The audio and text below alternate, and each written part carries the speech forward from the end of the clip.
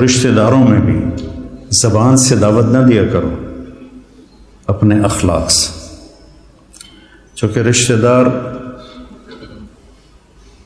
سب سے مشکل ہوتا ہے تعلق قائم کرنا رشتہ داروں میں۔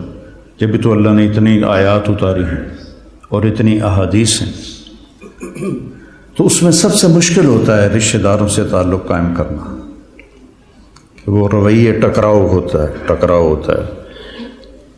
تو اس میں آپ کے اخلاق، آپ کی تواضع، آپ کی عاجزی، کوئی ان میں سے بدتمیزی کرے تو آپ کا برداشت کرنا عموماً، اور والدین خاص طور پر۔ لیکن اس میں ایک بات کی احتیاط رکھنی ہے کہ کل کو اللہ آپ کی شادی کروائے تو شادی بیوی کے معاملے میں احتیاط کرنی ہے۔ آپ کے ماں باپ کا آپ پر پورا حق ہے، لیکن آپ کی بیگم پر ان کا کوئی حق نہیں۔ میں بچیوں سے بھی کہتا ہوں کہ تم اپنے ماں باپ کو چھوڑ کے آ گئی ہو، اب اپنے خامد کے ماں باپ کو اپنے ماں باپ بنا دو۔ اور خامد کے ماں باپ سے کہتا ہوں کہ تم نے اپنی بیٹیوں کی شادیاں کر کے روانہ کر دیا اور تمہاری حویلی خالی ہو گئی بیٹیوں سے، تو تم ایسا کرو کہ یہ جو بہو آئی ہے اس کو اپنی بیٹی بنا لو۔ جب اس کو بہو کی نظر سے دیکھتی ہو تو پھر تمہارے اندر حسد پیدا ہوتا ہے، غصہ پیدا ہوتا ہے۔ اسے بیٹی کی نظر سے دیکھو، یہاں تمہاری جگہ، اس بہو کی جگہ تمہاری بیٹی بیٹھی ہوتی تو تمہاری نظروں میں کیا پیار ہوتا۔ جب بیٹی کو تم نے روانہ کر دیا ہے، اب پیچھے یہ تمہاری بہو آ گئی ہے، تو اس کو وہی نظر دو جو اپنی بیٹی کو دیتی تھی، تو گھروں میں خوشیاں ہیں۔ تو ماں باپ کا تمہاری بیوی پر کوئی حق نہیں ہے، لیکن میں نصیحت کرتا ہوں بچیوں کو کہ خامد کے ماں باپ کو عزت دو، ان کی خوشی سے خدمت کرو، اگرچہ تمہارے ذمے نہیں لیکن کرنا تمہارے لیے اجر و ثواب کا باعث ہے۔ اور بچی کے ماں باپ سے کہتا ہوں، دیکھو پوری ہدایہ جیسی کتاب میں بھی ساس کا کوئی حق نہیں لکھا ہو۔ خامد اور بیوی کے حقوق ہیں، اولاد کے حقوق ہیں، تو میری ذمہ اپنی ماں باپ کی خدمت ہے۔ میری بیوی خوشی سے تیار ہو جائے تو اس کا احسان ہے، اس کی نیکی ہے۔ زبردستی کر کے میں کروں ورنہ میں تجھے نکال دوں گا تو یہ ظلم ہے۔ ماں باپ کے کہنے پہ طلاق نہیں دینی، طلاق دے دو بڑی نافرمان ہے۔ اپنی بیٹی کے لیے کہتے ہیں وہیں رہو، وس کے رہو ساڑھے کو نامی، اور بہو کو کہتے ہیں طلاق دے دو اسے، کسی کی بیٹی ہے۔ تو اس میں اعتدال کا راستہ اختیار کرنا یہ آپ لوگوں کے ذمے ہے۔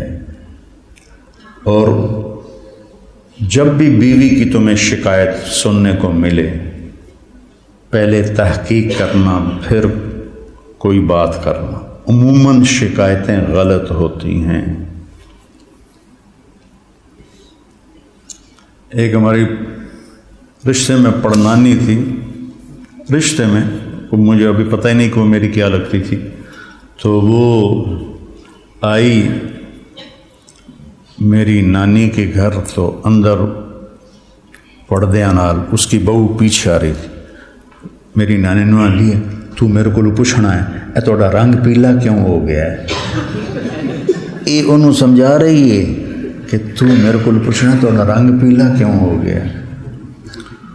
اچھا، وہ میری نانی کا ان سے کوئی بانجی بھتیجی کا رشتہ تھا، تو انہوں نے کہا جی ٹھیک ہے جی نانی جی۔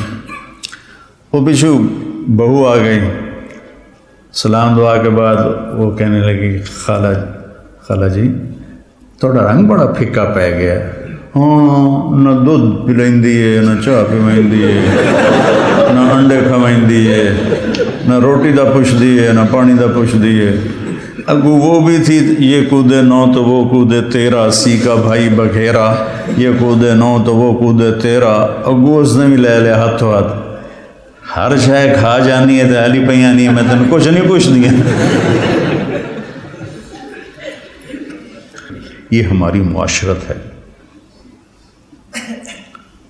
تو اس سے آپ لوگوں نے پرہیز کرنا ہے، عدل کرنا ہے۔ الگ رہنے کا انتظام کر سکو اسبابوں تو بہت اچھا ہے، اکٹھے رہنے کا ہے تو پھر بیوی کو پناہ دو، اس کو اپنے ماں باپ کی شدت سے بچاؤ، بیوی میں بدتمیزی ہے تو ماں باپ کو بچاؤ۔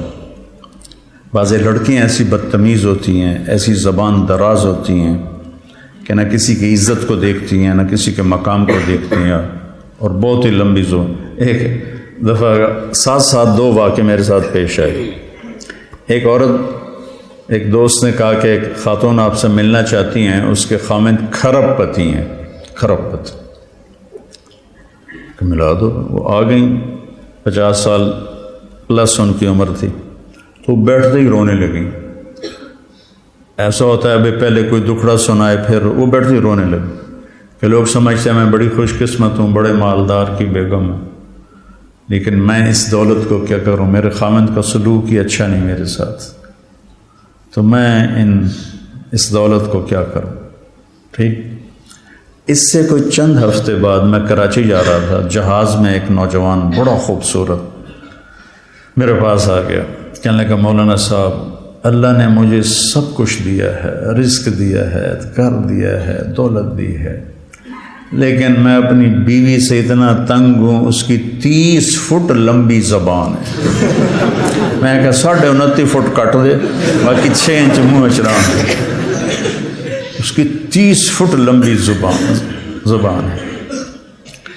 تو ایک بیوی کی بدتمیزی سے پریشان ہے، ایک خامند کی بدتمیزی سے پریشان ہے۔